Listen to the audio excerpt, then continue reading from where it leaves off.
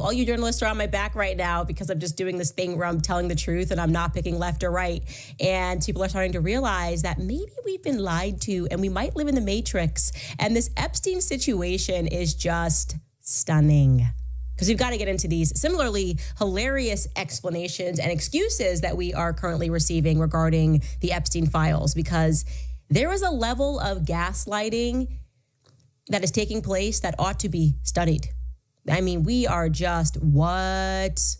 So to tee up this first clip, what's happening here earlier today, Pam Bondi is very reasonably being asked by journalists about the discrepancies between her past statements and actions, which we'll get to, regarding Jeffrey Epstein and the files, and the extraordinary announcement that arrived yesterday that basically no other people are going to be involved. We're not going to, there's no names. The DOJ has concluded their investigation. Jeffrey Epstein was a pedophile acting all on his own. There was no orbit.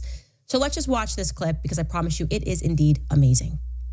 Your memo and release yesterday on Jeffrey Epstein, it left some lingering mysteries. One of the biggest ones is whether he ever worked for an American or foreign intelligence agency. The former Labor Secretary, who was Miami U.S. Attorney, Alex Costa, he allegedly said that he did work for an intelligence agency. So could you resolve whether or not he did? And also, could you say why there was a minute missing from the jailhouse tape on the night of the step? Yeah, sure. Hey, Pam, could I just interrupt for Sure. 1 second? Are you still talking about Jeffrey Epstein? Yeah. This guy's been talked about for years. You're asking, we have Texas, we have this, we have all of the things. And are people still talking about this guy, this creep? Yeah, we are. That is unbelievable. You should believe it. Do you want to waste the time, and do you feel like answering? I do. I don't mind answering. I mean, I can't believe you're asking a question on Epstein Believe it. at a time like this, where we're having some of the greatest success and also tragedy with what happened in Texas. It just seems like a desecration, but you go ahead. Sure. First, to back up on that, in February, I did an interview on Fox, and it's been getting a lot of attention because I said, I was asked a question about the client list, and my response was, it's sitting on my desk to be reviewed, meaning the file, along with the JFK, MLK files as well. That's what I meant by that. Also, to the tens of thousands of video, they turned out to be child porn downloaded by that disgusting Jeffrey Epstein. Child porn is what they were. Never going to be released, never going to see the light of day. To him being an agent, I have no knowledge about that. We can get back to you on that. And the minute missing from the video, we released the video showing definitively, the video was not conclusive, but the evidence prior to it was showing he committed suicide. And what was on that, there was a minute that was off the counter. And what we learned from Bureau of Prisons was every night, they redo that video. It's old, from like 1999. So every night the video is reset, and every night should have the same minute missing. So we're looking for that video to release that as well, showing that a minute is missing every night. And that's it on Epstein.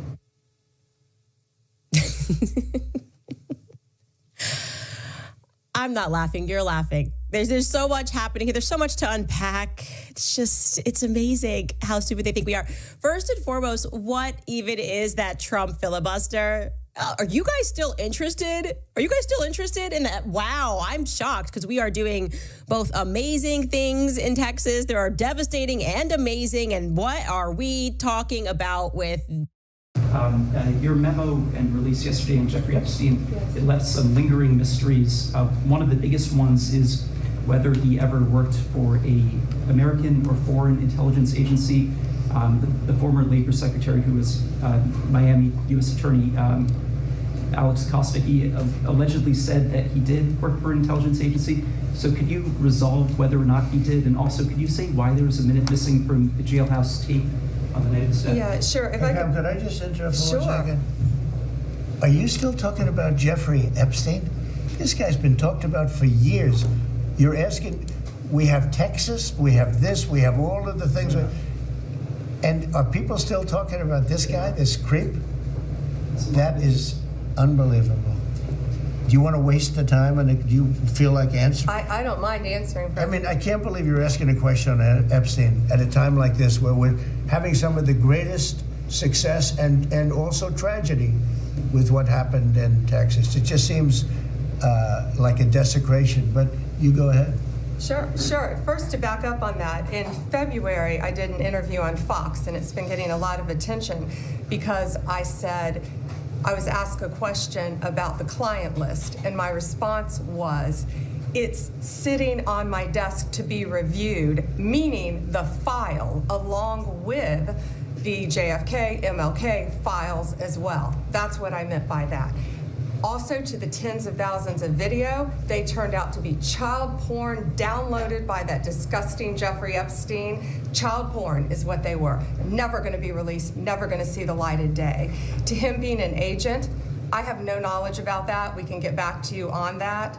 And the minute missing from the video, we released the video showing definitively the video was not conclusive, but the evidence prior to it was showing he committed suicide. And what was on that, there was a minute that was off the counter. And what we learned from Bureau of Prisons was every night, they redo that video. It's old, from like 1999. So every night the video is reset, and every night should have the same minute missing. So we're looking for that video to release that as well, showing that a minute is missing every night. And that's it on Epstein. Quote, how can people be expected to have faith in Trump if he won't release the Epstein files? That post by Elon Musk this afternoon gets at a serious question, prompted by MAGA fans, among others, after the Justice Department asserted in a memo that convicted sex offender and multimillionaire Jeffrey Epstein did not blackmail high-profile clients, was not murdered before he was found dead in his jail cell in 2019, and in fact had no client list.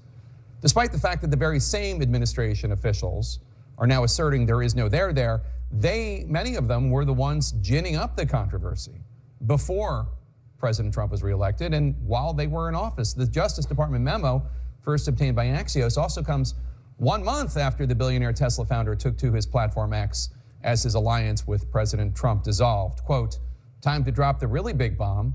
Trump is in the Epstein files. That is the real reason why they have not been made public, unquote. Musk deleted that post 2 days later, but the new memo has Musk posting this meme, among others. It's a guy putting on progressively more clown makeup with the text, we will release the Epstein list, we just need more time. The Epstein list is on my desk. There is no Epstein list, with full clown regalia. The desk part refers to a February clip. The list is on my desk. A February clip from Fox that was played of Pam Bondi. Take a listen. The DOJ may be releasing the list of Jeffrey Epstein's clients? Will that really happen? It's sitting on my desk right now to review. That's been a directive by President Trump. But here was Attorney General Bondi earlier today. I was asked a question about the client list, and my response was, it's sitting on my desk to be reviewed, meaning the file, along with the JFK, MLK files as well. That's what I meant by that. Trump was asked about the memo today by a New York Post reporter, and he expressed indignation.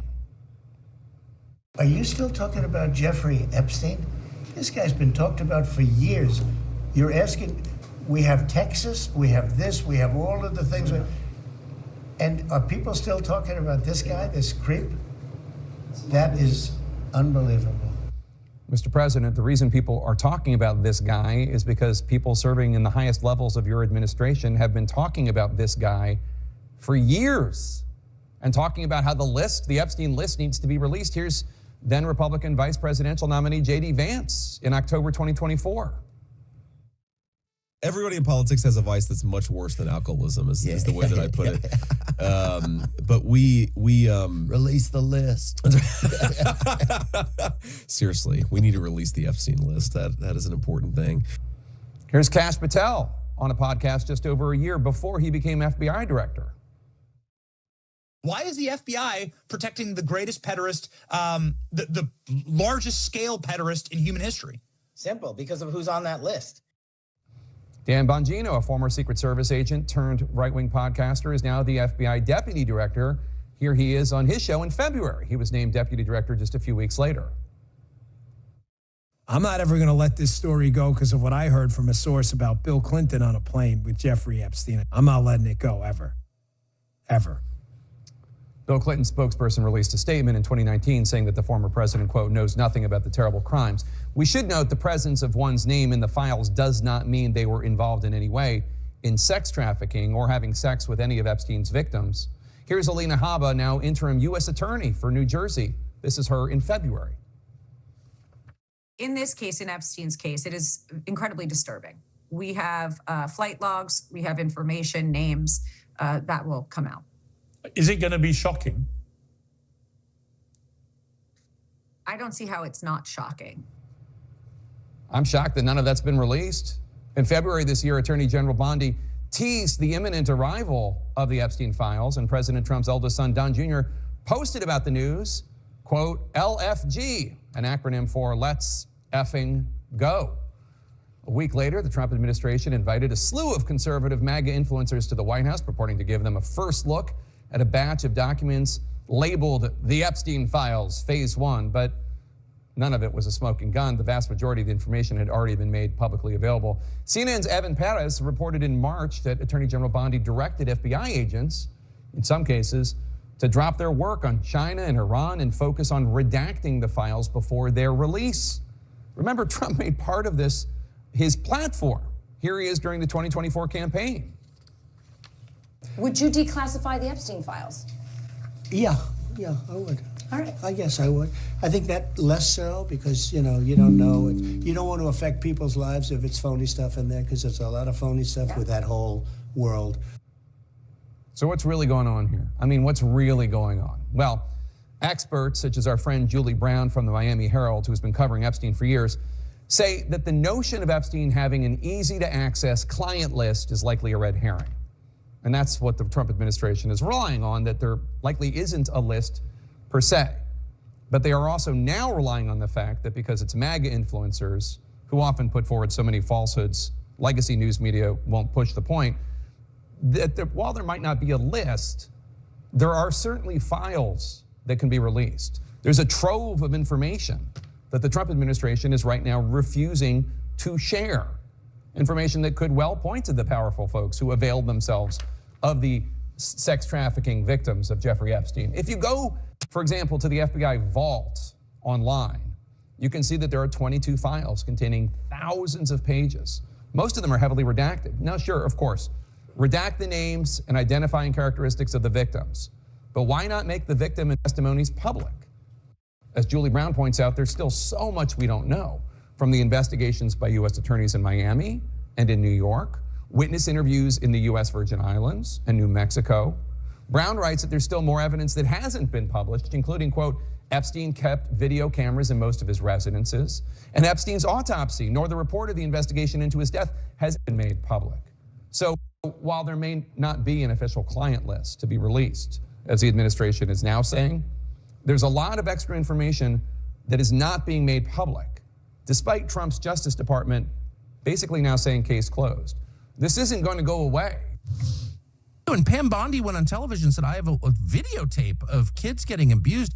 I followed this case closely, and I know a lot of the people involved, as I've told you. Mm-hmm. I had no idea. I didn't know that. Really? Thousands of children got raped? Yeah. Who raped them? Where are the rapists? Like, why aren't they in jail? What? This is the Department of Justice. Yes. That is so crazy. This is honestly one of the craziest things I've ever seen in my entire life. And I just think it's very dangerous to play around with this stuff. Like, very dangerous. Well, I don't want a revolution, but if you wanted a revolution, this is how you would act. All right, Jamal, what do you think hearing that from Tucker? Well, first of all, Tucker is being dangerous by alluding to something like a revolution when we're talking about the MAGA people, because we know that MAGA forces have been willing to use violence in pursuit of their political aims. We saw it on January 6th. You know, Gretchen said something a second ago about is Trump covering for Pam Bondi, but the question also may be, is Pam Bondi covering for Trump? We just really don't know. Donald Trump has been very forceful. He's a great television performer. When the question of Epstein comes up, every time he dissembles, he attacks the reporter. Remember before, he'll release the UFO files, he'll release the JFK files. Will you release the Epstein files? Well, I don't know if we should, do that. Innocent people may get wrapped up in that. I just think something's going on here. We got to keep asking the questions until we find out what's really happening, and they should just release the files. I mean, right. I mean, that seems to be the point, Gretchen. At this point, and this is something that has been spun up, right, by some of the very people who are now saying, I mean, when Kash Patel and Dan Bongino came out recently and tried to downplay the Epstein files, they were eviscerated by the MAGA base, right? And now this is putting the whole thing on steroids. Far-right activist Laura Loomer, Gretchen, we know Trump listens to her. She has been hammering Pam Bondi on social media. She posted, "How come we can't talk about what a dumb, lying bimbo Pam Bondi is? JD Vance, please encourage President Trump to fire Pam Bondi. She's a disgrace." So what do you hear when you hear this? I mean, look, Laura Loomer, we know, has had very specific, tangible influence on Trump on big decisions. Yes, in national security, specifically in the last few months. I do think she has Trump's ear. So, I guess we'll just have to wait and see. Trump seemed to be protecting Bondi today. But I think one other really important point is in this second administration, we have seen a lot of MAGA supporters of Trump come out and be totally against him on really big issues. And what I think is fascinating is that he can go after people who are in groups, like lawyers, like members of Congress. I'll primary you if you don't agree with me. But with these single influencers, he's not doing that. And I think that raises a huge question about whether or not he has the power to actually silence them. Right. And Jamal, I guess the whole question is there really no there? Or is the question, who is covering up for whom? That is the question. Listen, what is sobering is that Donald Trump, if this were normal times, Donald Trump, he's turned around on Ukraine, and there are people in MAGA who are upset about that. He was in this relationship with Elon Musk, who's now turned on him, who wants to start a party, and so that could maybe peel off people. Now we've got the Epstein files, or all these things that would normally take down a regular politician. Donald Trump seems to be able to survive these things. I mean, he's such a political force, it doesn't really matter. But what does happen is the people around him are the ones who catch the brick. And so the question for Pam Bondi is this going to limit her ability to either be an effective attorney general or to even keep her job as attorney general? Chris Cuomo joins me now. You're about to speak with Jeffrey Epstein's brother, Mark, about that DOJ and FBI report. Mark does not believe that Jeffrey committed suicide. Yeah, it'll be interesting to talk to him. I've spoken to him before, and he wasn't really close with his brother, and I never knew how much of that was convenience because he didn't want to get painted with the same stink. But for him to hold on that he believes something happened to his brother, which is what he told me at the time, I want to know what his basis is. And look, the administration did themselves no favor here.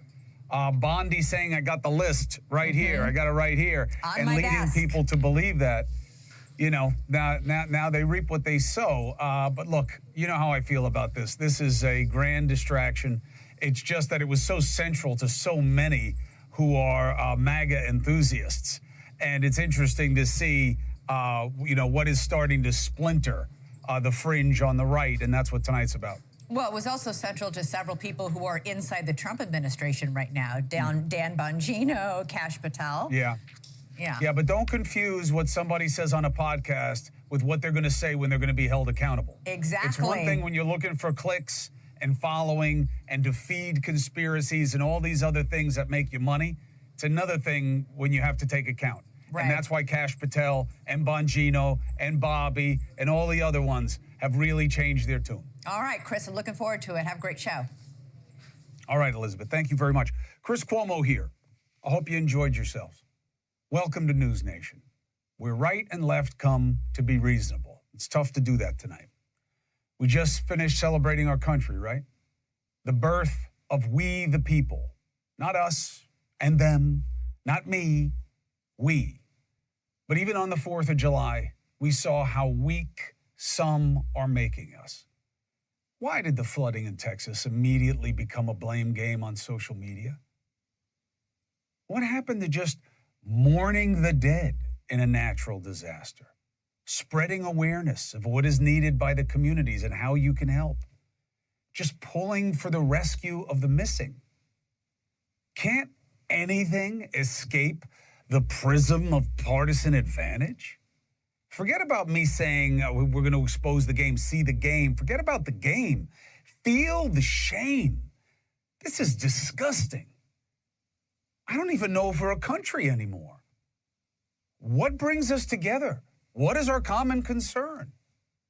We're just dueling factions of fanatics. There's no more of this. We're not a fist. We're just fickle fingers looking for triggers to pull, literally and figuratively. You got 109 or whatever the number is right now dead in Texas. The number's going to go up. 160 missing. How is this not just a point of empathy and sympathy? Children's dead bodies being recovered all day Saturday. And then this Houston pediatrician writes, may all visitors, children, non-MAGA voters, and pets be safe and dry. Are you effing kidding me? They deny climate change? I mean, since when is death not more important than your politics? Even if you think policy, decisions, rhetoric, leaders had something to do with the outcome, why does it become tantamount to that outcome? Democratic Senator Chris Murphy, I've been trying to get him on the show. Now I don't want him. Accurate weather forecasting helps avoid fatal disasters. That's what you say? There are consequences to attacking meteorologists? You really believe that that's what this was about? You really think that's what your constituents want? For you to take a cheap shot at dead kids to score points against Trump? Wow. And guess what? The Union for the National Weather Service, and they've been critical of Trump's cuts, and I'm not saying there's not reason for criticism, but it's about perspective. The union says there was adequate staff at the time in Texas, and meteorologists are not faulting the National Weather Service. They're noting that they began to escalate the flood warnings as much as 12 hours in advance of the floods. So shut up, Murphy. We have to see that the interests of the many are being held hostage by the obsessions of the few on both sides. They are killing us. One day after the floods, a name I wish I never knew, Representative Marjorie Taylor Greene, said that it was intentional, the flooding. It's the dangerous and deadly practice of cloud seeding. Only psychos play with this kind of conspiracy, in my experience. I can't believe one is a member of Congress. They've been seeding clouds for decades. Minutes later, this Republican congressional candidate posts fake weather, fake hurricanes, fake flooding, fake. I mean, man, you talk about pick-me energy. And if you think I'm taking it too far, okay, or that there's false parity, false equivalency, that needs to die, okay? The constant division and extreme partisan hectoring and hostility is absolutely a catalyst for violence. Look at the recent attacks. The facts make my case. I don't care about your feelings. I don't care about which side is yours and that you've bought into this false investment of superiority over some other side because you think they're crap. They've all been politically motivated. Even as the floods raged and we were celebrating the 4th of July, just a few hours north in Texas, American young males and females, no yalla, okay, no beards and turbans and all the other silly stereotypes of bad guys. American-made terrorists ambushing an ICE facility in Texas. They were there to kill ICE agents on Independence Day. Look at this. Oh, but the college campuses was... These are here. This is what it is. This is what is driving the populism on the left. Americans acting like ISIS, wearing all-black military-style clothing, drawing the ICE agents out with fireworks and antics. And then when they came out, they had a guy positioned with an Armalite-style rifle, shooting them, spraying bullets. They found the rifles, the clips, the body armor, the two-way radios, the Faraday bag, to block signals. This is it, man. This isn't some random thing. Fight ICE terror with class war. Free all political prisoners. Resist fascism. Fight oligarchy. Oh, where did I hear that before? Oh, yeah. The AOC and Bernie rallies. You're not blaming them. No, I'm not blaming them personally. I actually think AOC and Bernie both care about the middle class. I don't agree with their remedies. I think socialism is political suicide in a capitalist economy in America. That's not the point. They and others on the left fringe have ratcheted up the hatred for Trump and his administration and ICE and DOJ. And you know it. It's not just that they're bad policy, that they're bad moves, that they're bad appointments. It's that they're bad people, that they are immoral, that they are evil, that they deserve bad things to happen to them. It sounds more like they want to put down a rabid dog than that they have a political disagreement. And this is where extreme talk leads. Just like with Trump and other fringe fanatics trafficking in extremism, I'm not calling him a fanatic, but he has fanatics that hear what he says. I think the president is one of the best instinctual political animals I've ever seen in my experience. His ability to not just read a room, but read a reality. The grievance is real. He tapped into it. He knew what would make people believe, and he is doing what he told them and you that he would do. But the hot talk, the making everybody an enemy, it is making us crazy. The parties have been consumed by extremism. The system is toxic. Yes, they are the few, not the many.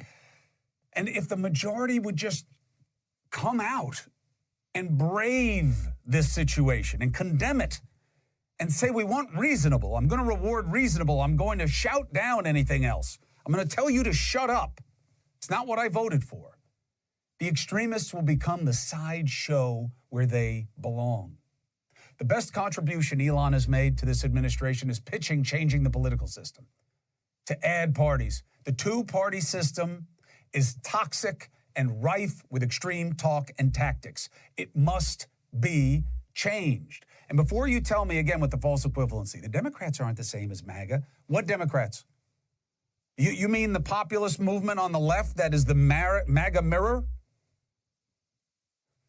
Where are the Democratic leaders talking about the attack on ICE?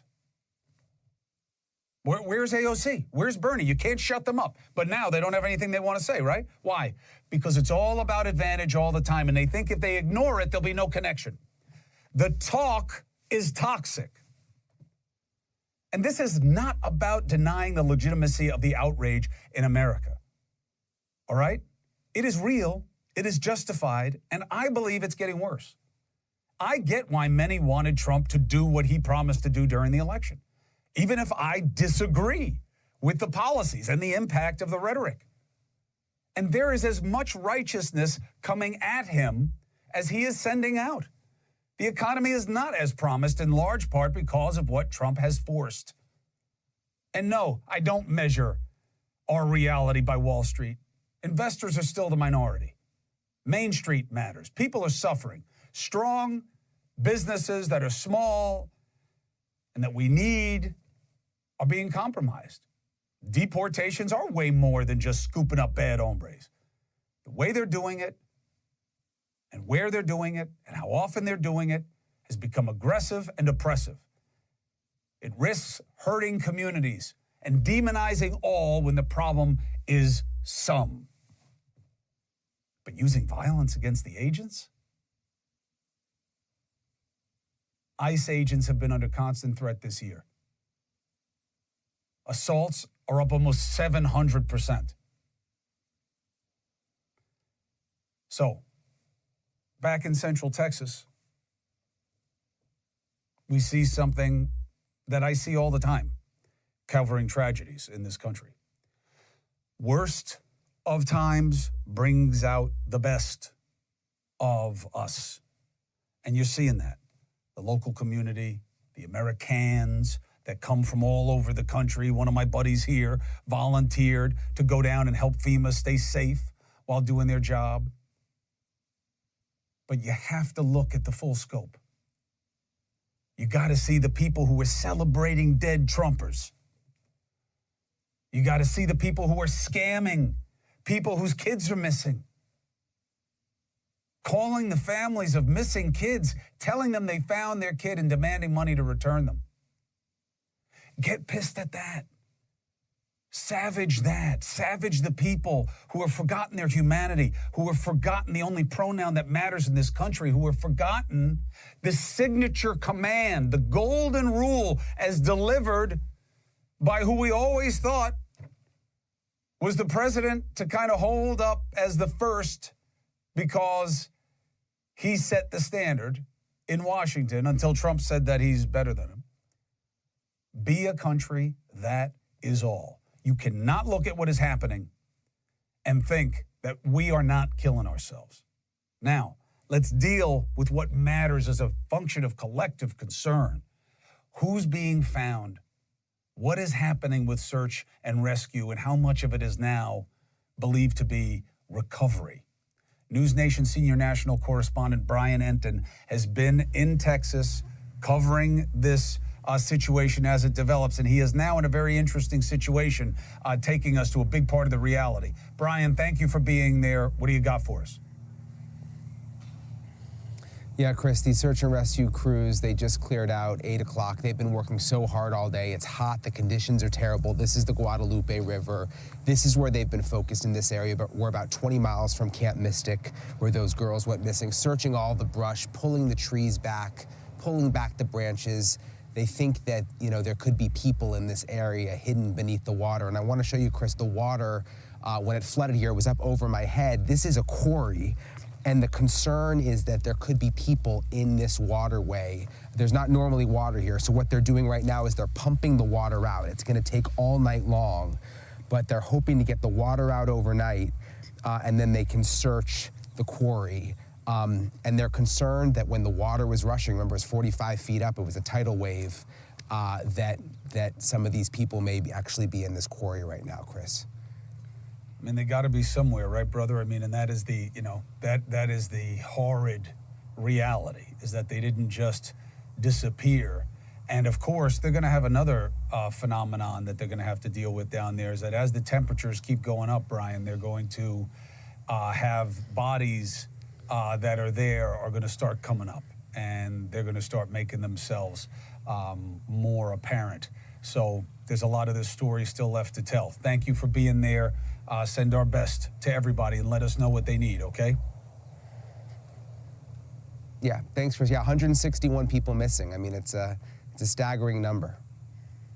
Yeah, no, it'll change, and you'll be there for it. Thank you very much. All right, so look, that's the job. Brian's doing it, right? And that's all that should matter. Not, this is Trump's fault, right? Oh, this is government. Government sucks. They set these people up. Government is another reason to get rid of that agency. So let's take a clear-eyed look at what happened here, what can be learned, and what doesn't matter. Let's bring in former Kerr County Commissioner Tom Moser, okay? He knows the situation. He knows the reality. In fact, they had a similar flash flood 8 years ago, and he actually had a fix in mind, but it was too expensive. And the president for the Austin Firefighters Association, Bob Nix. Now, he has entered the fray of controversy here because he accused the Austin Fire Chief, who happens to be black, of not sending resources fast enough, which he says cost lives. Nix says he is now being accused of making this a political MAGA stunt. Look, gentlemen, thank you for being here. I just want to talk about what matters and what we can learn here, and what we see. And Mr. Moser, you know it best because you lived it and you saw it from a leadership position. Are you surprised by what's happening here, and what is the message for you? Chris, absolutely surprised. it'll be interesting to see somebody do a probability analysis on the probability of something like this happening. It's probably going to be 1 in a million or something like that. It'll be interesting. Somebody will do it. In 2015, there was a major flood event south of Kerrville in Wimberley, Texas, where a family perished because of high rising water, and they were washed away in a rental home. We'd never had that, to my knowledge, in Kerrville, but after that event down in Wimberley, they set up an early warning system for the river rising and sounding alarms. I looked at that and took that idea and expanded on it, took it back to Kerr County and presented it to the other commissioners, city councilmen, and about 30 or 40 other people in the community with an idea of setting up a early warning system for a major flood, not just something that is to be considered in the hill country, but a major flood. And you there, and Mr. we Moser? talked about that, and the community did not want. Yeah, the community did not finish want your point, sirens. please. Okay, I will. So, community did not want sirens. So, we had a plan, and we executed what we could. So, just Mr. Moser, just kind of at bottom, when you look at this situation, do you see this as a function of blame, or do you believe that this was a natural catastrophe that no matter what you had, it was going to be terrible? I absolutely believe the latter. It was a natural catastrophe, no matter what we did. Okay, could we have saved more lives? Perhaps, and probably so. Mr. Nix, I don't know why I said, I want you to answer this question for me. Yes, the chief is black. Is that relevant to you in your criticism? No, absolutely not. Nothing to do with it.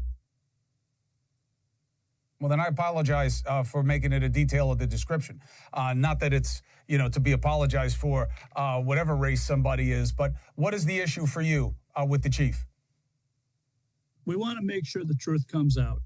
I mean, our chief, we're part of a Texas Task Force 1 that responds routinely across the state of Texas to take care of our broader community. And we are really the experts on swiftwater rescue in the hill country, including Kerr County.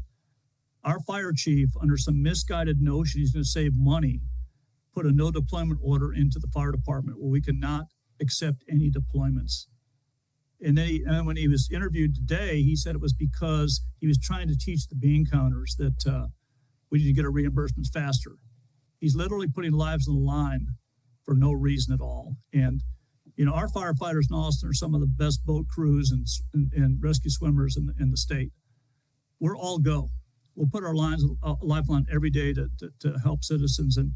And a fellow from the commissioner's correct. This is a once in 100-year event.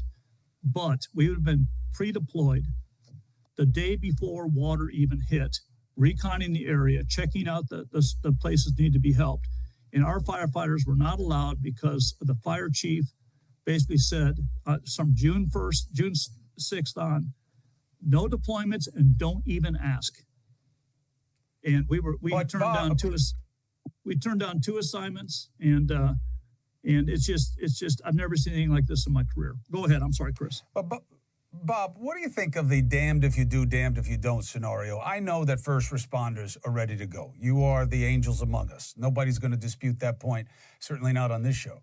But, if you put you guys out there and it's not worth it, it's a waste of money. If they put you out there and God forbid something happens, you shouldn't have been in harm's way. And that, the chief was in a no-win situation. Is that a fair defense? No, because if he wouldn't have had the moratorium on deployments, we routinely say yes, these deployments, as we should, as part of our promise and contract to the state, that we deploy when they need us. And the way emergency service works, a lot of civilians may not realize this, but if you react to the event when it happens, you're 8 hours behind. So pre-deploying resources is a very common technique for rescuers to do. Yeah, I mean, look, I've been with you guys so many times, the different FEMA teams, and I get it. And I get that you want to be there so that you're not coming into it spontaneously and having to figure out your bearings and your logistics. I get it.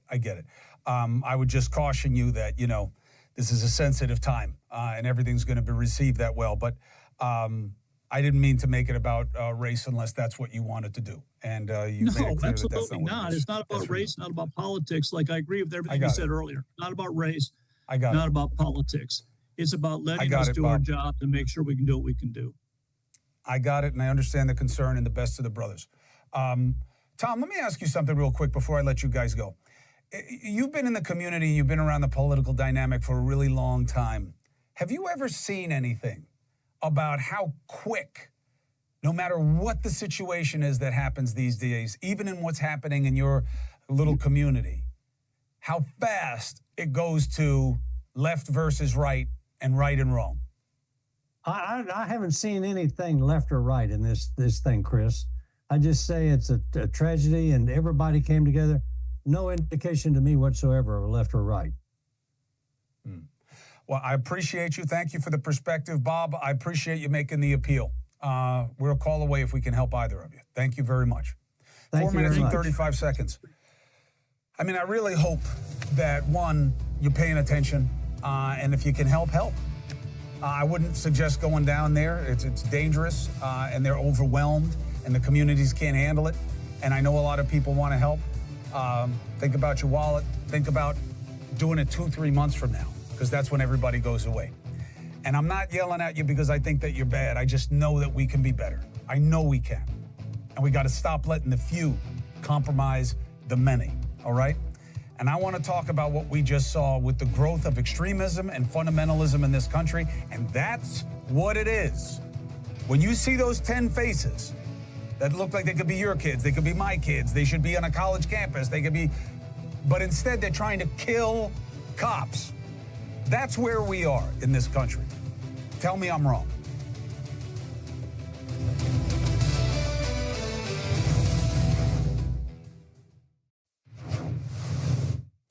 Listen, I got to tell you, if you want to have the fight, I'll have the fight, okay? If you want to try to tell me that you believe that you somehow represent something more pure when, if you're on the left, you just had 10 young people try to kill ICE officers because their policies suck, because the way they're doing it is wrong, and this is something you want to get behind and say, yeah, well, but? What but? What are you, nuts? If you want to have the fight, I'm here for it. Okay, because these fringe people on either side, you want somebody to take you on, I'm here for it. Because you're killing us with your crazy. What happened with these kids, these young people, I'm old, everybody's young to me. This was planned, it was organized, they baited, they picked the date, they were heavily harmed. I'm telling you, this could just have easily been an ISIS operation. And we would want to kill an entire country again. And yet now, This is no big deal. This is no big deal. I want to bring in two guys. I want to bring in Victor Avila and Phil Mudd. Phil Mudd, you know, he's a friend of mine. He's taught me so much over the years as a former FBI and CIA counterterrorism big shot. And Victor was a Homeland Security supervisory agent. Victor, it's good to see you again.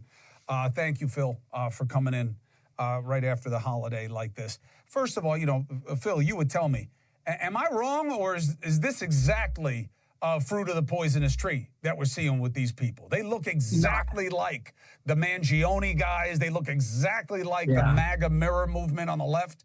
I mean, what's your assessment? It pains me. I mean, it's not the same numbers, but this is sort of January 6th on the left. Let me give you why I would say that. In the past, when I grew up as a kid, Chris, you wouldn't know what somebody at the table believed. Democrat, Republican, you wouldn't know. You look at what happens in the world today. The Republicans viewed the Democrats, and the president said this over the weekend, as enemies. The left views the right as fascists. So when you start transitioning from political partisanship to telling your audience that is people like this, that the adversaries are enemies, that Republicans are enemies, there's a certain percentage of that population that commits an act of violence. Let me close by saying my big concern as someone who was involved in investigations here is this is a small corner of Texas. This is 10 people who are on social media. Multiply this by 50 states. I don't know how many counties there are in America. And I can tell you that the FBI has a problem, not just looking at January 6 people, but looking at people on the left who believe now this is the appropriate reaction to the new presidency. This is sort of partisanship turned to enemies in America, and this is the result, Chris. Crazy white people, Victor. That's what we keep seeing.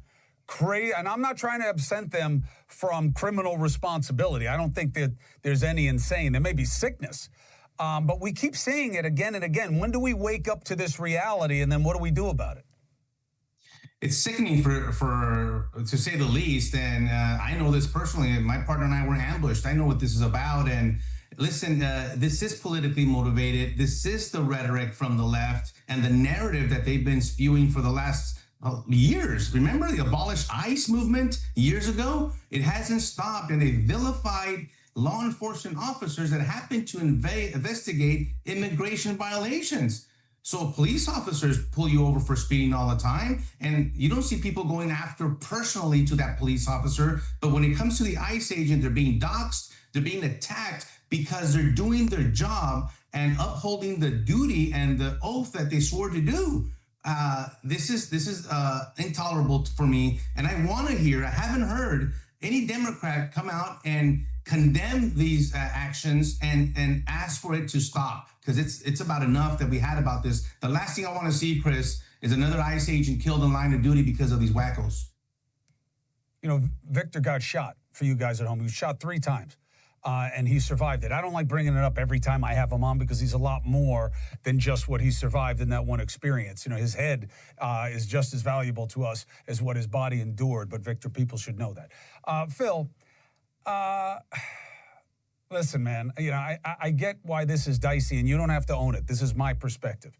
But this is what I've been talking about, that, you know, these faces to me tell the story. This is who's coming at me online. These are the ones that are making the videos. And look, if these were a bunch of MAGA people, I think there'd be probably more male to female ratio, but that wouldn't surprise me either. We're creating our own enemy structure here at home. This is not Al-Qaeda, ISIS, the bad guys. We're worried about Iran and their proxies. Why do they need proxies? We're ready to kill ourselves. I think that's right. And I think, let me be blunt, that the responsibility starts with leadership. There has been responsible leadership in this country. Look at the right. People like in my lifetime, the recent lifetime, Mitt Romney. If you look at conservative Democrats, if you look at Joe Manchin, for example, somebody who's regarded as a fringe of a Democrat, when I was in my 20s, he was viewed at the core. When fringe people in both parties start to characterize others as the adversary, this is what you're going to get. So I think you're right in characterizing this not as fringe, Chris. This is not fringe. This is starting to transition to the core of America. This is what a lot of people believe. When I run every day, I live in rural America in the Shenandoah Valley of Virginia. I see a bumper sticker every day that says F Joe Biden and that says F you if you voted for him. My partner saw a bumper sticker today that said F Donald Trump and F you if you voted for him. You would not have seen that 30 years ago. You see it today. Leadership is a problem. They cannot say these things. They will lead people to do what you saw in Texas against ICE agents. Yeah, and of course, look, Victor, you know this. Them saying, oh, this was wrong. Listen, it's not about saying it's wrong. We all know it's wrong. It's that the language you use and the imagery you use and the messaging that you put out there make this logical. It makes it that MAGA is afraid of people who are coming into the country, that you believe that if you are MAGA, that you want to destroy the country and you're a fascist and you want Trump to be king. That's the crazy. It doesn't matter what you apologize for. All right, gentlemen, I got to jump. Victor, best to you and the family. We'll continue this conversation because we keep killing ourselves. So I'll talk to you in probably a week or so. Phil, God bless and be well. 4 minutes and 30 seconds. And what am I supposed to say? Oh, God forbid, I hope it doesn't happen again. It's going to happen again. It's going to happen again. Why? Why wouldn't it? Who in power is fighting to make it stop? Who's showing us a way that is better? Who's giving people a reason to believe in anything other than blood and vengeance? You tell me. You tell me. So that takes us to the Epstein files. Categorize it under C for crazy. But it was a big deal for MAGA. You look at people who have feelings about the vaccine, feelings about the deep state, and Epstein, and they checked every box. Now what are you supposed to do? Who do you believe? I'll tell you who Epstein's brother believes. not the government.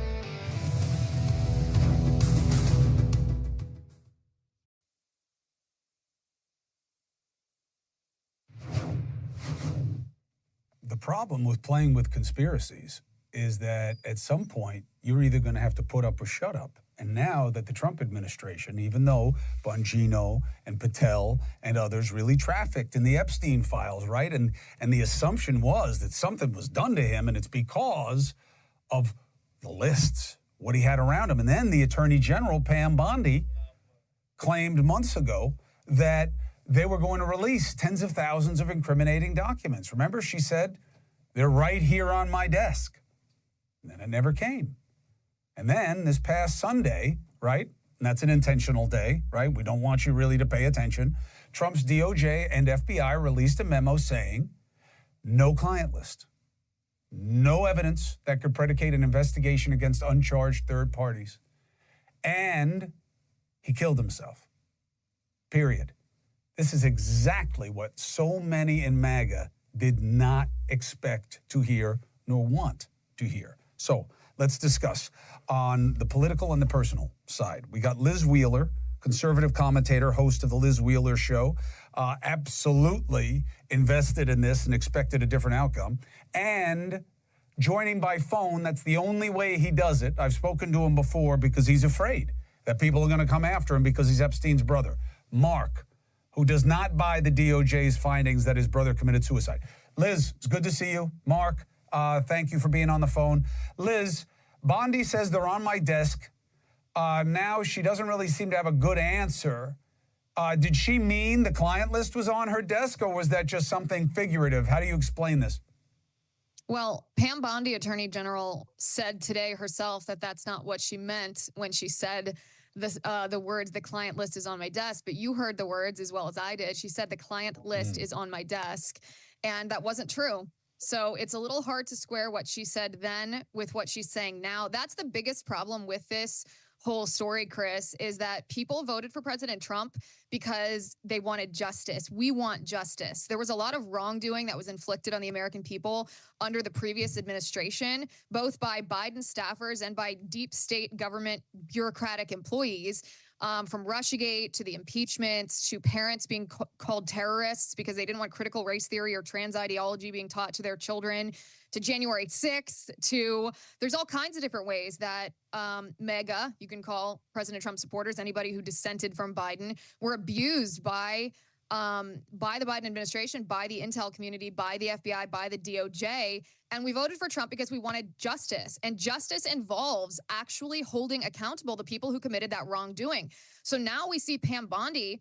I was at the White House that day when Pam Bondi gave out those white binders. I was one of the ones who received that binder. So when you say before I'm invested in this, yeah, I am invested in this because what she did made me look like I was adding to some kind of clickbait weirdo influencer thing online, which I don't do. People that watch me know I'm very prudent. I don't engage in hot takes.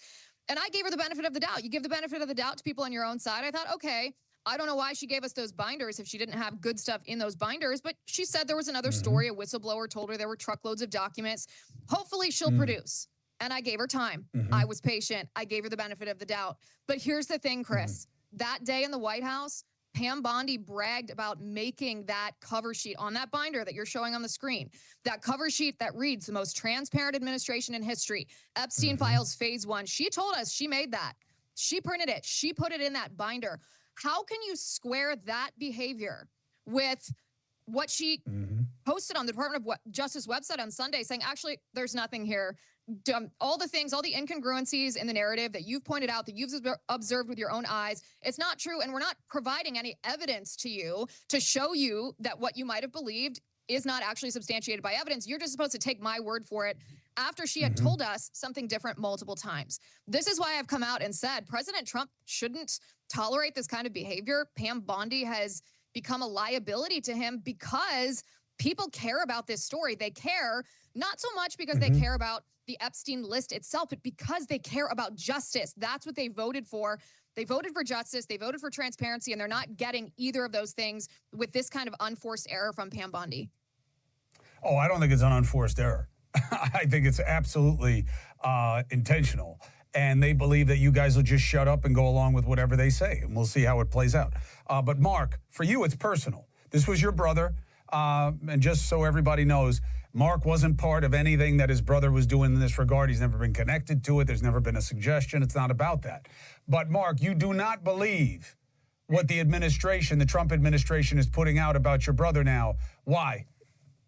Well, every time they say something or do something to try to quash the fact that he was most likely murdered, they just put their foot further down their mouth. I mean, for instance, Kash Patel in the Congressional hearing, he listed his credentials as a prosecutor and other such things, and he said that it was a suicide. He said, you know a suicide when you see it.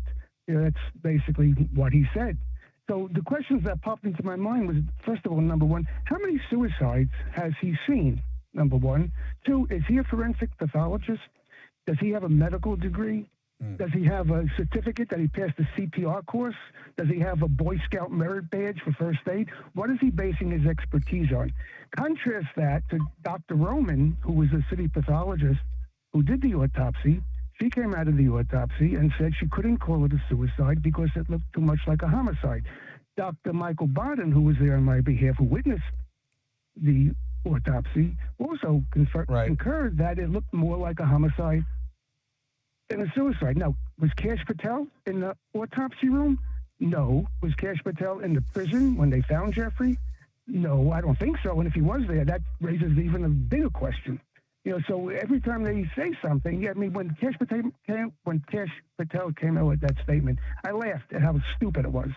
And then they just released this video. This you're going to like.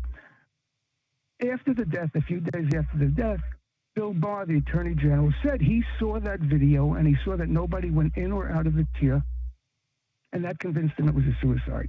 And I heard that and I realized how stupid that was, because no one could get to that door, go in, kill somebody, leave completely undetected. So that's like an asinine concept. So if Jeff was killed, he was either killed by somebody on the tier or when they locked up the tier. So that's one part of it. Now, I asked to get the footage from that same camera on the Freedom of Information Act from 10 o'clock the night before until noon the following morning. That would show who locked up the tier, who were the last people on that tier. And in the morning, it would show, Michael Thomas going in the guard and finding the body, and it would show what the situation was when they removed the body from the tier. I was initially told I couldn't get that footage because it was still an open investigation. Okay, I understand that. But then when the investigation was over, I asked for that footage again, okay? And I was now told that the cameras that were operating don't show that area. That's right. I have this in writing from the Bureau of Prisons, that the cameras that were operating I remember. don't show that. And I was very specific about the footage, and it's the same footage that Bill Barr saw. No, Mark, listen, I get it. I get it. And the transparency wasn't there. And then they said that there was a malfunction. Then they said they weren't coordinated. And look, I get why you guys are upset about what's happening here. But I can tell you this, it's not over. And it's not about what I think or don't think about the situation. That's not relevant. The process isn't over. Liz, thank you. We'll be in touch whenever you want. You know how to get me. Take care. We'll keep talking. Mark Epstein, we're always a call away. All right? Thanks, We'll be right back. All right. So it looks like there's a change in the state of play with America's disposition towards Russia. Used to call Putin a great guy, smart guy, great leader, so strong. Now he says he throws around a lot of BS and he thinks he just wants to kill people. My question is, why did America stop giving aid to Ukraine and then all of a sudden turn around and decide to give more? And the president says he didn't know who made the first decision. Really? Former U.S. Ambassador to Ukraine is Bill Taylor. Bill, I give you the time in this segment to explain what you think is going on and what matters. So, Chris, what matters is that the United States and the U.S. president has now figured out, has now understood that Putin is not his friend, that Putin is the obstacle to what he's trying to do. President Trump, to his credit, has said since the campaign he wants to solve this problem. And give him credit, he's been trying. The problem is Putin. The problem is not Zelensky. The problem is not the Ukrainians. The Ukrainians are defending themselves against that aggression from the Russians. And President Trump has now figured it out, that Putin is the problem. And so what he has to do, what President Trump has to do is put pressure on Putin, which he can do. Senator Graham has a sanctions bill. President Trump has now decided to send more weapons. That's going to be pressure on Putin to come to the table. That's what needs to happen. Well, Bill, I don't understand what happened, though. Who cut the aid, and was this just a political gambit to make it look like Trump was providing more after it had been cut off? And isn't that a gap that costs lives? It certainly costs lives. There's absolutely no doubt that it costs lives and will cost more. But I don't think it was a conspiracy, Chris. I think it's more chaos within the administration. One hand not knowing what the other is doing, no one claiming credit for that cutoff. It was so interesting to see Secretary Hicks sitting right beside the president at that cabinet meeting when he said he didn't know who had cut it off. I think what we're seeing now is a realignment and an understanding and a focus on who the problem is. The problem is Putin. Mr. Ambassador Bill Taylor, thank you so much for your perspective and doing it succinctly. I appreciate you, and we'll speak again. Take care. We'll be right back. Look, I don't like the way the government's handling, the Trump administration's handling the Epstein stuff. But look, this is what you get when you play with a conspiracy for advantage and bash the government. When you use the Epstein conspiracy to say that everyone in government is a liar, and now you are in charge, and you wind up now wanting to tell the truth and say, oh, there was nothing to it, you are now going to be hoisted on your own petard. You're going to be blown up by the same thing that you were trying to use for advantage. That's why this is happening. Where I don't see any kind of explanation that is satisfying is these two fringe movements on either side owning that they are making people violent. Who will be the first to be better? Because right now they are both desperate to be worse. Leland Vittert starts right now. You really don't think there's more to Epstein? Come on. I think that there is plenty there, but when you play with fire and say, they're not telling you, but I would tell you, I would, and then you get in there, and now just like with the Kennedy files, it starts to get a little bit more complicated. Now you become what you fed them in the first place, which is someone who can't be trusted. So I don't have any sympathy for them being in this spot. Well, I don't have sympathy for any politician in any spot. That's sort of our job. But 40 years later, right, we find out, or more than that, 60 years later, we find out that there was CIA people following Oswald from those new documents. So what, 60 years from now we figure out with Epstein? No, because they'll have a new one. You know what I mean? The best thing that power has going for it is time. Is that, the more things happen, the more you can escape, any accountability unless it happens in the moment. And that's why we got to keep our eye on the ball. One Republican congressman predicted back in February that we'd never learn the truth about what really happened to the disgraced pedophile. What are we going to learn? Just today, the FBI found 1,400 new files. Now, I don't know, they're as crooked as a dog's leg, as we say in East Tennessee. I don't trust any of them. I don't think we're going to get, I don't know. No, just no. Congressman Tim Burchett of Tennessee, member of the House Oversight Accountability Committee, joins us now. The confident smile of a man who can say, I told you so, is what I see on your face, sir. I don't take any pleasure in it. I want to bury those dirt bags, but I'm afraid I was right. I've seen too much of it. And every time they're supposed to release something, they never do, whether it be UFOs, JFK, RFK. It's the nature of the beast up here. Who are the dirt bags? I think your second, third level tier people that are in a lot of these departments that we never get to. You have staffers and things like that on the Capitol Hill that leak things, that stop important pieces of legislation. And I just feel like you've got I guess I'll write about it in my book if I live to tell that day. But I think the files existed at one time. I think they were destroyed in the previous administration, and I think if they'd ever had anything on Trump, it would have been out day one. Agreed. Under the Biden administration. And I think there's some very prominent people. There's Hollywood people, but I think there's world leaders too. And would it have caused economic disruption around the globe? Maybe, but I don't really care. I want to. You think there's a theory? Is there a theory perhaps that none of the, or not none, but maybe some of the people on the list didn't do anything wrong, and this would be a terrible guilt by association to put their names out, and just to put everybody's name out? No one's been charged with a crime. Put all these people's names out, and suddenly, because they had an interaction with Epstein that was completely benign, they're labeled as one of his buddies? What's Miss Maxwell doing in jail? What did she do? Where is that? You know, who did she provide whatever she did? Why is she in jail? You know, that's got to be a question that should be asked at some point. But again, under the previous administration, we're not going to get that. Dead men tell no tales. He's dead, and well, I just want to be clear what you're saying. Are you saying the previous administration destroyed everything, or are you saying that the Trump administration is basically doing the same thing as the previous administration? No, I think they destroyed everything. I think. So why wouldn't Pam Bondi say that?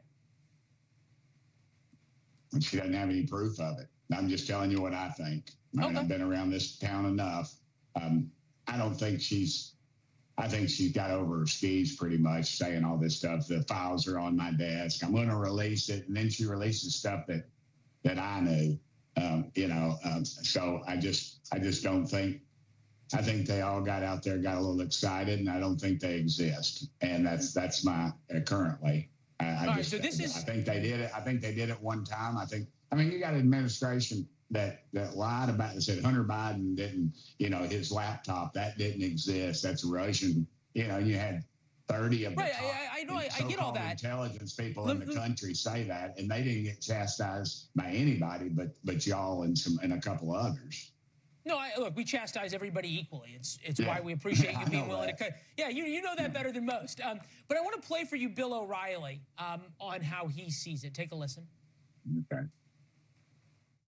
I talked to President Trump man to man, eye to eye, on St. Patrick's Day about this and the Kennedy files and the King files. It was all one conversation. And he said, and I agree, there are a lot of names associated with Epstein that had nothing to do with Epstein's conduct. They maybe had lunch with him or maybe had some correspondence for one thing or another. If that name gets out, those people are destroyed. So his theory is kind of the same as what I just put out. The flip side of that is that he also said that this is going to hurt Trump because Trump promised this, Pam Bondi promised this. They made a big deal about it in the campaign, and now there's nothing to see. You agree? You seem upset. Yeah, I'm not surprised. I just don't think they ever had it. I think they were told they had it. And again, this is a bureaucrat deciding what you and I can handle. And I don't buy that. I don't buy that at all. I think they could release it and say these people were not considered conspirators. I mean, they were not conspirators. They weren't considered pedophiles or involved in anything. They visited. They flew on. I mean, you know, Trump flew on his plane, but that's just because it was on the manifest. But he didn't fly to freaking pedophile island. He flew from like Florida up to New York, and that's what rich people do. I know rich people that do that all the time. There is a difference, and I think you could make that designation between different people. I agree with you on this. What's missing from the Epstein files? Thousands of pages of investigative documents, video and digital evidence. Who knows what actually the client list was, whether there was a list or they'd have to come up with a list based on everything else. The victim information and the evidence of broader blackmail schemes. Also, why people gave him so much money to manage when he was, by all accounts, a pretty sort of average to poor money manager is something that's out there. This now from our partners at The Hill. Democrats gloat as MAGA world explodes over Epstein files. Democrats are also exploiting the division to advance another unfounded theory that Trump won't release the files because he's featured within them. But more importantly, the fact that there's this big division in MAGA world over this What does that say to you? I think there's a division, but of course the Democrats in the Hill are not on our side. They're going to stir everything up, just like Elon Musk. Now they're their biggest fan because he's starting some crazy third party, and so I just don't buy that. I don't buy that. I mean, you've got these news organizations, and they're friends of mine, but dadgummit, come on, they're so far to the left they come around to the other side almost. So I don't buy that. I think there'll be another bright, shiny object out there, and folks will get distracted again. But again, this is what happens in a country where 12 to 15% of the people who are eligible to vote. You got to get educated. We got to get people in office that have some guts and have some moral, and that have some morals. And currently we're I'm kind of in the minority in the not in the morals department, but just in the fact that I don't come from money. The big boys hate my guts. They love me the day after the election, and I get that. I get that all the time. I'll never raise the money they do. I get the threats from leadership or people that associate with the leadership tell me that I need to calm down on stuff, and then I remind them. I say, "Well, is anybody telling you? Is anybody? I got to run in a minute, but I want you to answer this for me. Is anybody getting on you about the Epstein stuff? Were you ever told to pipe down about that? Are you being told now, like, let's just move on from this? Yeah, but here's how it works. I've had them come talk to me on the floor about things, and we'll just leave it at that, things. And I said, well, it's the truth though, right? And they said, well, yeah, it's the truth, but you just got to quit saying it. And the way it works is kind of like I've had this stuff happen to me. It's kind of like sounds like the mob or something. It's Washington D.C. Are you paying attention? There's some similarities. But no, but no. I mean, I'm walking down the hall. I'm walking down the hall, and a member that I know, who's a friend, tells me, hey man, do we really need to dig into this? Don't you think you need to maybe back off? And that's how it works. Not random. That's how it's not. That's how it works. And we always appreciate you being willing to come on and talk about it. Thank you for watching. Subscribe below and download our News Nation app right now on your phone, and you will get fact-based, unbiased news for all Americans.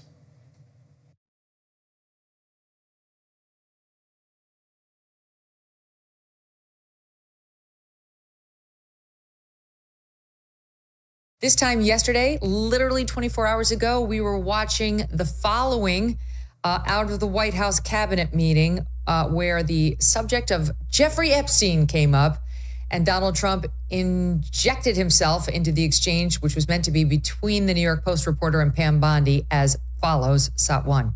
Your memo and release yesterday of Jeffrey Epstein, it left some lingering mysteries. One of the biggest ones is whether he ever worked for an American or foreign intelligence agency. So could you resolve whether or not he did? And also, could you say why there was a minute missing from the jailhouse tape? Are you still talking about Jeffrey Epstein? This guy's been talked about for years. You're asking, we have Texas, we have this, we have all of the things. And are people still talking about this guy, this creep? That is unbelievable. Do you want to waste the time, and do you feel like answering? I don't mind answering. I mean, I can't believe you're asking a question on Epstein at a time like this where we're having some of the greatest success and also tragedy with what happened in Texas. It just seems like a desecration, but you go ahead. Okay.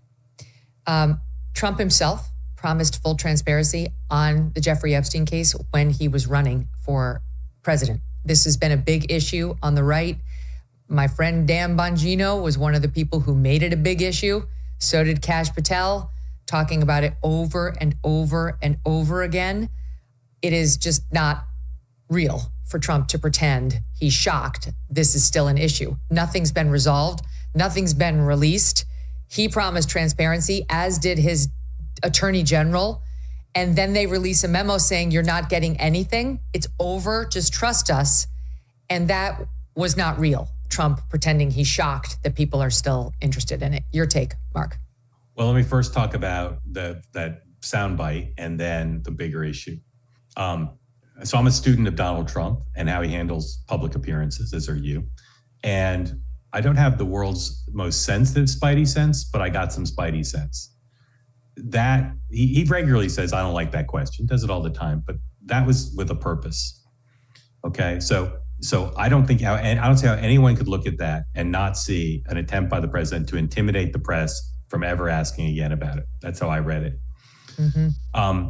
What are the arguments against withholding? What are the arguments for transparency? MAGA really wants it. I keep a running list here of all the news organizations on the right and individuals who are demanding transparency still. It's a long list, and it includes many people who are typically automatically supportive of the president. So MAGA wants it, his base wants it. 2, it's the right thing to do for the victims and for public trust. 3, as you said, the president supported this on a regular basis. And 4, they said they were going to do it. So there's a credibility issue. So all those things would argue for disclosure, transparency, release. What's on the other side? I pause pregnantly. What's on the other side? What's on the other side is the suspicion that this is intended to protect rich and powerful men. So I think that this could go either way. The news cycle could move on. MAGA often will pick fights with Donald Trump and then move on. They're a resilient group. So this and the press corps, the dominant press corps, the so-called legacy media, they have for years, and they're continuing now, to be remarkably uninterested in what is both an important and interesting story, something the press corps normally covers. Okay. So I think it could go either way. This could disappear, and those who don't want further disclosure could have their way / get away with it. Or those demanding justice and disclosure could get their way. I don't know which way it's going to go. But again, I'll go back to the first thing I said. That was a remarkable performance by the president. It was an obvious attempt to deflect and to set the messaging like we're not talking about Epstein anymore, period. Right. And I'm the head of MAGA, and that's what I say. But it's too late. That animal has already been created, and it's pretty ferocious.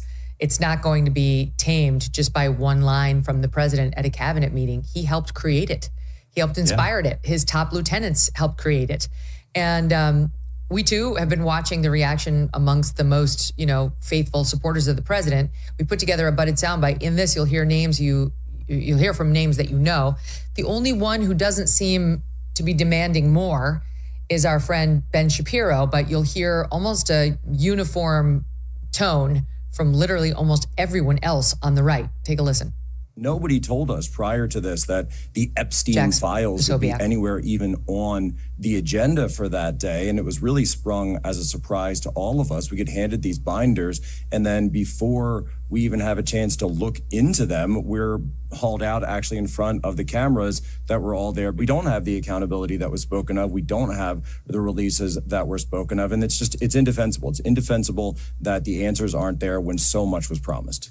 As someone who voted for the president, campaigned for the president a lot, I'm not attacking the president, but I think even people who are fully on board with the bulk of the MAGA agenda are like, this is too much, actually. Yes. I'm saying that with love, and I hope that they're listening, because I think this threatens to blow up the whole thing. By the way, when Pam Bondi went on television and said, I have a videotape of kids getting abused, I followed this case closely, and I know a lot of the people involved, as I've told you. Mm-hmm.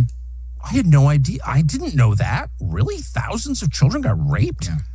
Who raped them? Where are the rapists? Like, why aren't they in jail? This is the Department of Justice. Yes. That is so crazy. This is honestly one of the craziest things I've ever seen in my entire life. And I just think it's very dangerous to play around with this stuff. Can't the Department of Justice move to unseal things that were put under seal? Isn't that technically the way that this could potentially be brought to the public? Because I think we need mass disclosure. I think we need more information. At least for my under 30 crowd, I know my demo, they are volcanic over this whole thing. And by the way, the over 60 crowd, they're like, Epstein, whatever, not a big deal. No, but under 30, can you explain that to our audience too, Mike? The hyper online under 30 crowd, this is a major, major issue. If you're willing to throw that over and claim they're lying, then I'd like to see you present your evidence that they are in fact lying. Because I know Dan. I don't think that Dan Bongino is lying to me. I know Kash Patel a little bit. I don't think Kash Patel is lying to me. I don't think these people are lying to me. Which means that if somebody else continues to claim that they're lying, they ought to provide their evidence at this point. Pam Bondi needs to be fired. Who is rolling this out? The little rascals? Panky, look, I got some videotape. What are you doing? This is ridiculous. Really interesting, right, Mark? Yeah, every time I see Ben Shapiro, I think maybe I should adopt more of his voice for my show. I feel like he's onto something with that voice.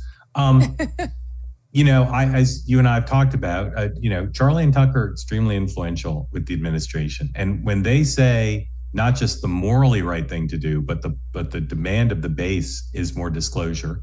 And then, but Ben gives voice to the reality for some, which is Pam Bondi's taking a lot more heat than Kash Patel and DNR, a lot more. And yet they're out there with more specificity saying, trust us, case closed. So I'll continue to watch to see how they handle this. The president endorsed them on True Social the other day, not specifically on this issue, but in general. Not her. But not her. Although he was pretty friendly in the cabinet room.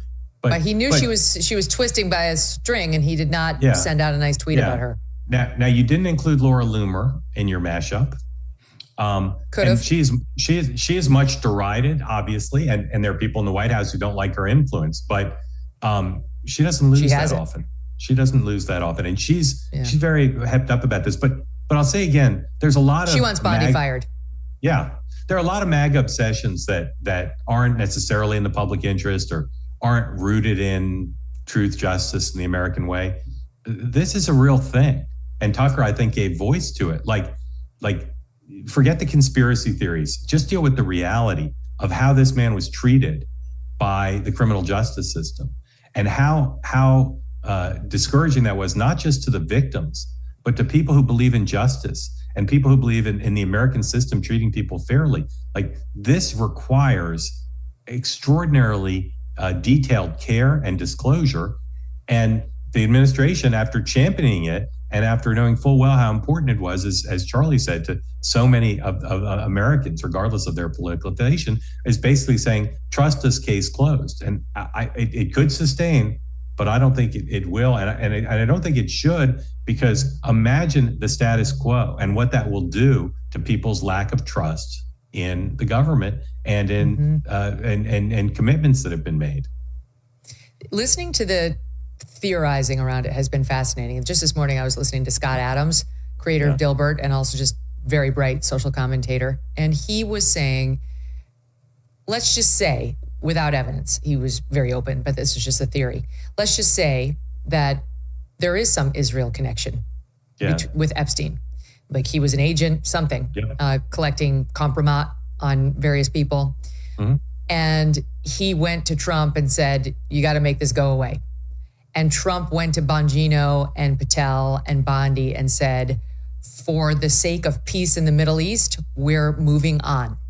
There's nothing to see here. And that's what I want you to say. Would I consider that a lie I couldn't forgive? That's a Scott Adams still. No, I wouldn't, he said. The president, this is total speculation, but the president going to those three and saying, it's over, I don't care what you say, but you have to make it go away, we're moving on, would explain the way all three have behaved over the past couple of weeks. Yeah. Again, if they're telling the truth and they really believe that the right thing for the world is to say there's nothing to see here, didn't commit suicide, wasn't murdered, didn't have a list, nothing more to disclose that would be good for the public to know, then they're doing a crap job explaining why. They're doing a crap job giving us confidence. There needs to be long interviews, long press conferences, not just a statement and not just short disclosure. And they need to walk through it all. Pam Bondi yesterday says, well, there's a minute gap every day. Maybe, but minute gap is something that, is not going to go away without a really clear explanation. And she dropped that like it was a nothing. Everybody was like, wait, what? Yeah. It's real? The minute before midnight thing is real? And you thought you were just going to get away with it? Every night. On Next Up, there's a minute gap every episode where I tell my best jokes and the producers cut them out. And someone winds up dead, FYI. Exactly. Yeah. So what? Wait, what? Someone dies at the end of every episode. Again, the Mossad thing in my world, the Mossad thing's very big as a matter of speculation. But the other speculation is, as my friend Dan Turrentine says, Donald Trump, has deep affiliations where Jeffrey Epstein did in South Florida and on the Upper East Side of New York City. And so maybe he's trying to protect friends. Now, some people say he's trying to protect himself. No idea. But as I said before, there needs to be an explanation for what they're doing, because all the equities, all of the logic, all the doing the right thing falls on the side of disclosure. So if they're telling the truth, if they're confident that there is nothing more to disclose that would be in the public interest to know, they need to do a better job of walking us through that, and not just saying to reporters, "How dare you ask?" Since President Trump was sworn in, his administration has made enormous progress at a breakneck pace. But don't forget, while they're moving mountains for the good of the nation, you've got your own personal savings to worry about. And one of the best ways to look after your savings is through diversification, particularly with gold, like from Birch Gold Group. In the past 12 months, the value of gold has increased by 40%. OMG. Central banks continue to bolster demand for gold by buying in record quantities. Global instability and tension is high, and Birch Gold makes owning physical gold extremely easy.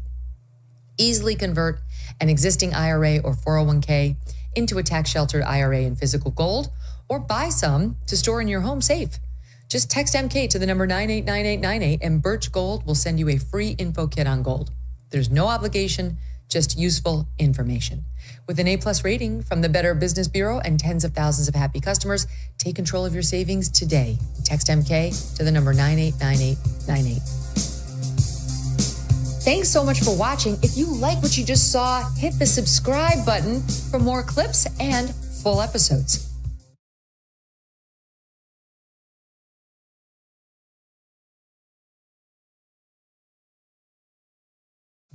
It has a mistake in it.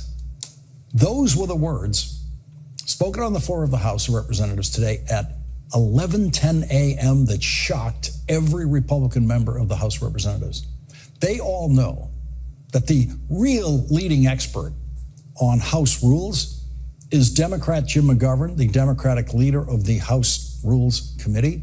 They know that the Republican chair of the House Rules Committee, Virginia Fox, is completely and permanently incompetent, always has been, always will be, as is her staff. And so the way in over his head Republican Speaker of the House, Mike Johnson, learned from Democrat Jim McGovern on the floor today, 11:10 a.m., that what Speaker Johnson brought to the floor of the House to vote on had a mistake in it. Unlike the Senate, the House of Representatives they have a vote that creates a rule for each piece of legislation that passes through the House of Representatives, and it's a different rule for each one. They all have very similar elements. In the Senate, there are the standing rules of the Senate. They're written down, and they don't change. But the House Rules Committee, controlled by the party in power, literally writes a rule that is the guideline for how that particular bill will be handled on the floor of the House of Representatives. And that rule always says, for example, that there will be no amendments allowed on the House floor. That's why you only see amendments on the Senate floor, never on the House floor. But the incompetent Republicans did such a bad job of writing that very simple one-paragraph rule that Jim McGovern stopped everything in the House of Representatives today by announcing to the House, it has a mistake in it. We've never seen anything like that in the House of Representatives, nothing that stupid in the House of Representatives. And for the next 11 hours, the Republican House of Representatives was paralyzed by that Republican mistake. Usually in the House of Representatives, no one in the Republican Party ever listens to anything anyone in the Democratic Party says on the House floor. But this time, the whole House heard what Congressman Jim McGovern said when he started a drama like we have never seen before in the House of Representatives with these words. I want to alert all members to something about this rule. It has a mistake in it. Republicans have rushed this process from the very beginning to meet Trump's artificial July 4th deadline, and this rule is no exception. We found an error in the rule at 2 a.m. this morning after the Rules Committee reported the rule. By reported the rule, Jim McGovern means after the Republicans on the Rules Committee voted for the rule and sent the rule to the floor of the House for a vote by the House. And here is the mistake. This is going to sound a little in the weeds, but they forgot to do something called considering the previous question as ordered on their big ugly bill. Now let me put that in English. What that means is they won't have an escape hatch once they start debate on this bill. So if they start it and they realize they don't have the votes, they still have to take the embarrassing vote. And that was shocking news to the dazed and confused Speaker Mike Johnson, who will never know half as much as Jim McGovern knows about how the House of Representatives actually works. And when Jim McGovern said that, we now know the Republicans did not have the votes. Mike Johnson didn't have the votes to pass his rule or his bill. Donald Trump didn't have the votes in the House of Representatives to pass his bill. And so there was panic in the Republican House and in the Trump White House. Now, I expect they'll try to fix this with an amendment, but I have a question for members. If this Republican leadership cannot get a one-paragraph rule right, can we really trust them to get a 870-page bill right? Not only are we going to find things that were snuck into this bill, we're going to find massive mistakes that have unintended consequences for people and industries across this country. This whole process has been lousy, and this rule is no exception. And then, using the opening that Jim McGovern identified for the House one by one, the Democrats used their right to go to the microphone and ask for an amendment to protect Medicaid and the Nutrition Assistance Program. And the Republicans blocked every single attempt on the House floor today to save Medicaid and save the Nutrition Assistance Program that feeds poor children and poor families everywhere in this country, in every one of those House members' districts. And then Jim McGovern said this. Mr. Speaker, over 100 Democratic members just asked to allow an amendment to protect Medicaid and SNAP, just to give us a vote. That's all we ask. And I will say we are here standing up for the American people no matter where they live. And this is what it looks like to fight for the American people, to make sure that this administration and this Republican Congress doesn't rip away their health care and their food benefits. That is disgusting. And the gentlewoman from North Carolina's district alone, 142,000 of her constituents would lose some or all of their SNAP benefits. And 5 rural hospitals are at risk of closure. We're here to help people, not to screw them over. New York Congresswoman Alexandria Ocasio-Cortez said this. President Trump had issued some statements throughout this process saying and urging, insisting that this bill does not cut Medicaid. He's also said some things, he says he doesn't think I'm too much of a smart person. And I'll tell you one thing.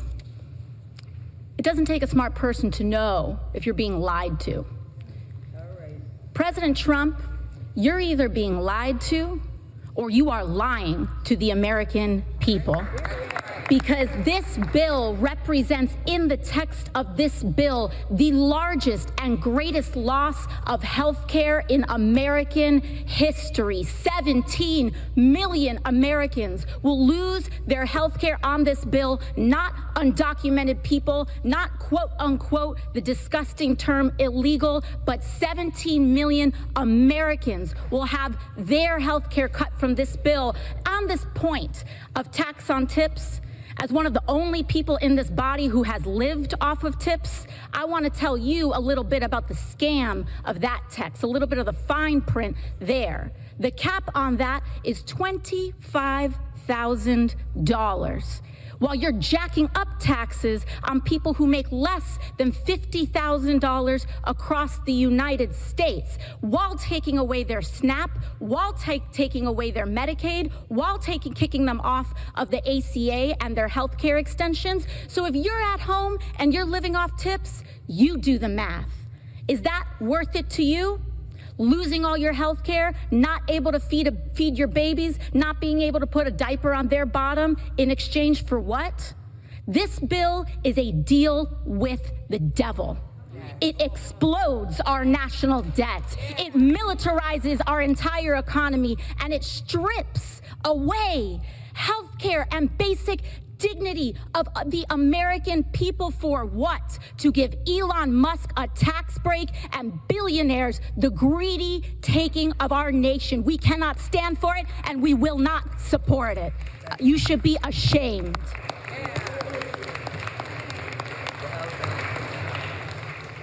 Congressman Jamie Raskin, who will join us later in this hour, came up with a new frame on the Republican bill.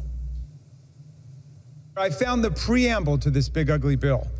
We, the billionaires, and our king, in order to deform and sicken our union, establish injustice, ensure domestic servility, weaken our people's defenses, undermine the general welfare, and reserve to ourselves and our posterity staggering debt servitude for eternity, do hereby instruct the Republicans in Congress to strip 17 million people of their health care, increase co-pays, deductibles, and premiums for everyone else, cut 42 million people off of nutritional assistance, increase the national debt by $4 trillion, trash renewable energy systems, increase our electric bills for the carbon kings, all to weaken and destroy the Constitution of the people of these United States of America.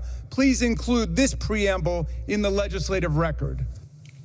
Donald Trump met with 13 individual members of the House of Representatives today who were seen entering the White House. The New York Times describes the scene this way. A conga line of angsty Republican lawmakers filed through the West Wing on Wednesday, hemming and hawing about the big domestic policy bill that President Trump wants them to pass by Friday. They walked out with signed merchandise, photos in the Oval Office, and, by some accounts, a newfound appreciation for the bill.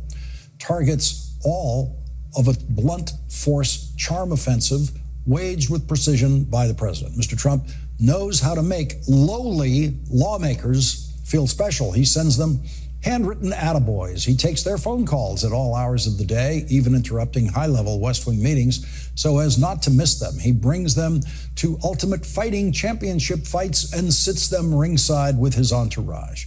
He invites them into the social world at Mar-a-Lago, all of which can feel incredibly heady for small-time members of Congress. I think the Times might mean small-minded members of Congress. One of the Republicans who has been objecting to the Medicaid cuts from the start insisted today, after completely giving up all of his objections to the bill, quote, "We're not a bunch of little bitches." Okay, no one said you were. I mean, we've said negative things about what you're voting for and what you're willing to do, and many of us have said negative things about the cruelty that you're willing to inflict on people here and around the world, but little bitches is your term, Congressman Derek Van Orden, not mine.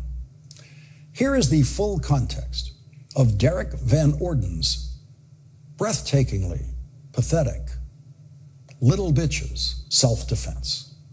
The President of the United States didn't give us an assignment. We're not a bunch of little bitches around here, okay? I'm a member of Congress. I represent almost 800,000 Wisconsinites.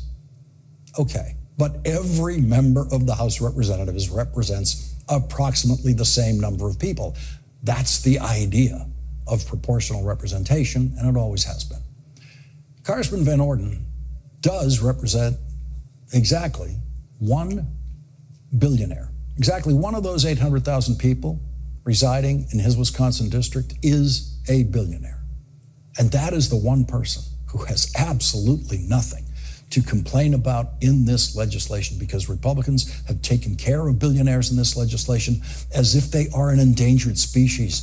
In the United States Senate, Democrats offered an amendment to the bill that would have made the income tax on incomes only over $10 million exactly what that income tax was under President Clinton and under President Obama, 39.6%, 2.5% higher than it will be under the Trump tax cuts. Donald Trump's going to give them a tax rate of 37%.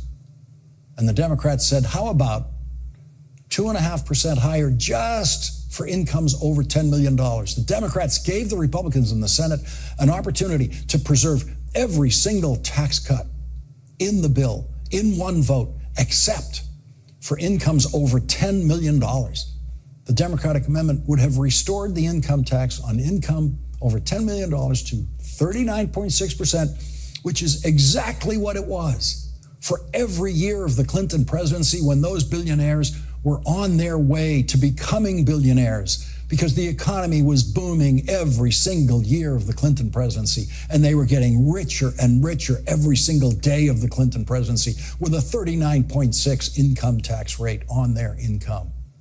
Even though in those days, in the 1990s, they paid 2.5% more income tax than they will under Donald Trump. And Republicans in the Senate fought that amendment in the Senate. And they sent that bill back to the House of Representatives with that full guaranteed protection for every single dollar of income over $10 million. There is no amount of money you can possibly earn that should ever be taxed above 37% under any possible scenario, according to Republicans. Should never, ever be taxed the way income was taxed during the economic boom years under President Clinton and President Obama. Republican taxation religion says no, never. It can never be above 37. It can never be 39.6, even for $100 million or $1 billion. Can't do it. And so the Republicans in the United States Senate cast a vote specifically to protect the highest level incomes this country has ever seen, the incomes of billionaires and the incomes of people who make more than $10 million a year. And not one Republican had any doubt about that. Congressman Derek Van Orden of Wisconsin, who represents exactly that one billionaire, gave that billionaire everything he could possibly give him in his representation of that billionaire, while he gave absolutely nothing to the 152,900 people in his district on Medicaid. He gave them nothing. And I don't know what you call members of Congress who do that. But Congressman Van Orden, if your term for that is little bitches, okay. But don't be surprised if your constituents call you something much worse than that. The Democrats today named names. They identified the names of some of the Republican House members who they believe they can defeat and remove from the House of Representatives in the next congressional election because of those Republicans' support for billionaires and their willingness to snatch health care away from 17 million people. And not one Democrat called any of those Republicans little bitches. Why would anyone vote for this dangerous and extreme bill? Why would Rob Bresnahan vote for this bill? More than 30,000 people would lose access to their health care in his community in Pennsylvania. Almost 60,000 households could lose access to food assistance in his community at risk of going hungry. Why would Rob Bresnahan vote for this bill?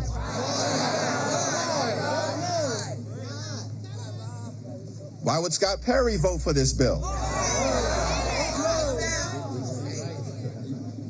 Almost 25,000 people in his community will lose access to health care. In his community in Pennsylvania, almost 40,000 households would lose access to nutritional assistance. They're at risk of going hungry. Why would Scott Perry vote for this bill?